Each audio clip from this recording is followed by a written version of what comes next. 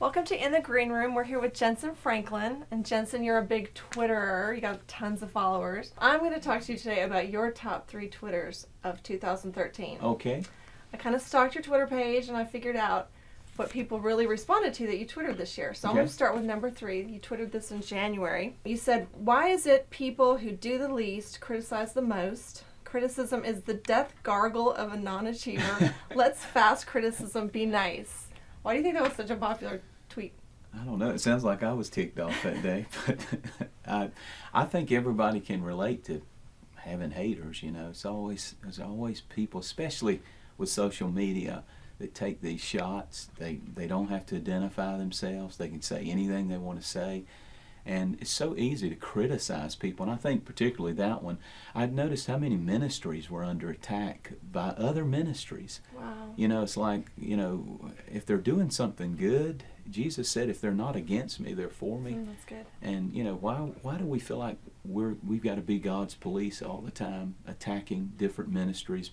If they're preaching Christ and, exalting the Lord, why? I don't get that sometimes, but I think it's just better a lot of times just to stay on the positive side and see the good. My dad used to say, "Eat the fish and spit out the bones" with any ministry, Great, yeah. because you're great never going to saying. find a perfect minister or a perfect person for that for that matter. Well, let's look at your top tweet in March. It was number 2 for the year.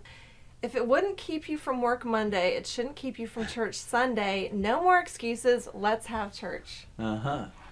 Well, I guess, it speaks for itself that we're real good at excuses sometimes about church attendance. And of course, me being a pastor, I believe in it. I believe God will do things for you in church that won't necessarily happen anywhere else. Jacob said when he found Bethel, which means house of God, he said, "I found the gate of heaven." So your local church is your gate of heaven for you. In other words, that's where God will download things into your life and blessings into your life. It'll be like a window over your life that God will do things for you in your local church that you won't get. As much as I love and respect TV ministries and everything else, you need a local church. If it's not going to keep you from work on Monday, it shouldn't keep you from church on Sunday. I'm preach. with you. You're preaching That to the will choir preach because right I'm a there. pastor's wife, so I'm That's right. 100% with you. Okay, here's your top tweet. You tweeted this in August. "God's plan for your life will often come through unexpected events that force you in a direction you never would have gone." Yeah, it's the slingshot effect. Sometimes it feels like you're going backwards instead of forwards, but it's like Joseph. God had him on a track to his destiny and to the dream God gave him, but it looked like he was losing ground.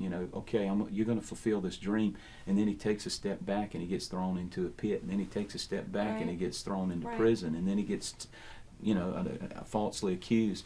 But God had him in a slingshot, and he's pulling him back. Ooh, And a lot of times we think the setbacks are just terrible, but I've found in my life that anytime God closes a door, it means He's going to open another door, but there's hell in the hallway a lot of times, and that's the part that drives us crazy.